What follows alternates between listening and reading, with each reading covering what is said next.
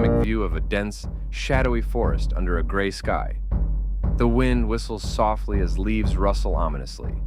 A group of friends sets up their campsite near the woods, their laughter and energy standing in sharp contrast to the eerie surroundings. They thought it would be the perfect escape, a weekend in the wilderness, away from the clutches of everyday life. But what they didn't know was that this forest held secrets, a darkness that had been left to rot, forgotten by time until now. A wide shot as the group decides to explore the surrounding area. Their footsteps crunch through the leaves as they wander deeper into the forest. They stumble upon an old, abandoned house, a large, decrepit structure hidden within the overgrowth.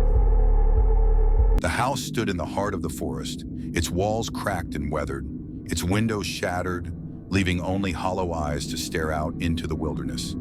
The air around it felt heavier, like something unseen clung to it. Something old, something dark.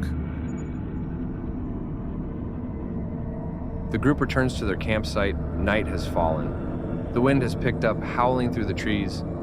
The fire flickers as the friends fall asleep one by one, unaware of the growing tension in the air.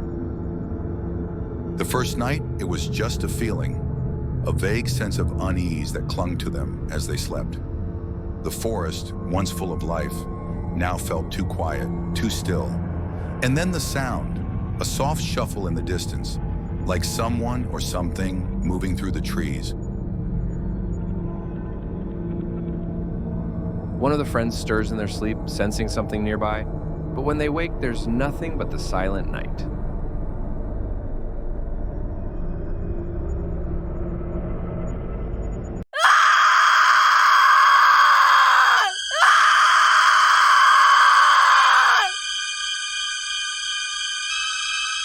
The next morning, one of the friends is missing.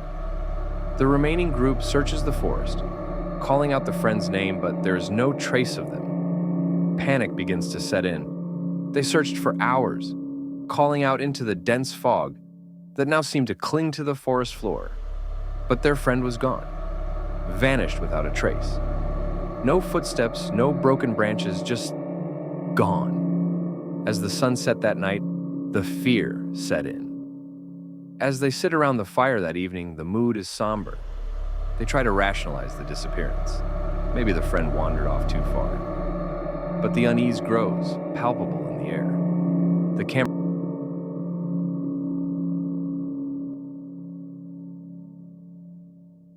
The remaining friends huddle close to the fire, nervously scanning their surroundings.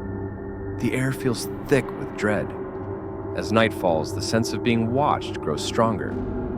It was no longer just a feeling. Something was out there, watching them, stalking them from the shadows. Every whisper of wind, every rustle in the leaves, carried with it a weight of terror. And then, once again, silence.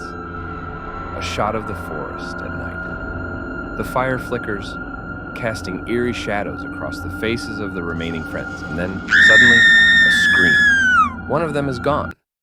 The group, now in a state of panic, decides to return to the house. Something about it draws them back, a force they can't resist. They begin to uncover the truth.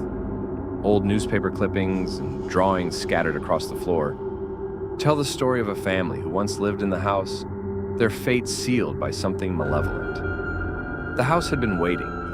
Its walls had seen horrors that the forest had hidden for decades. A family long forgotten had lived there once, before they too had disappeared, swallowed by the darkness that had taken root in the woods. Flashback-like sequences, glimpses of the family in the house, strange figures lurking in the shadows, the sound of whispers growing louder and louder until they are deafening.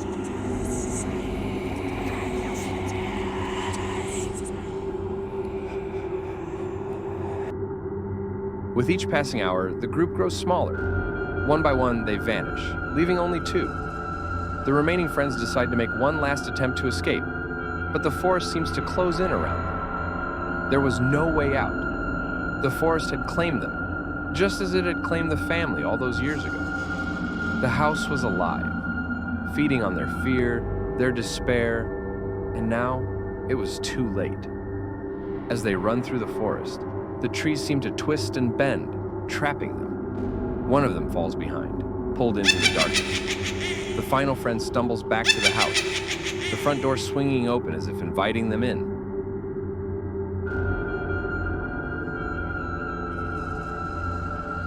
The last remaining friend enters the house, only to find the others standing there, motionless, their faces blank. They've become part of the house, trapped in its eternal grasp. And so, the house claimed its final victim. The forest was silent once again, the darkness retreating back into the shadows, waiting for the next group of wanderers who would stumble upon its secret. The camera slowly pans away from the house as the final friend disappears inside.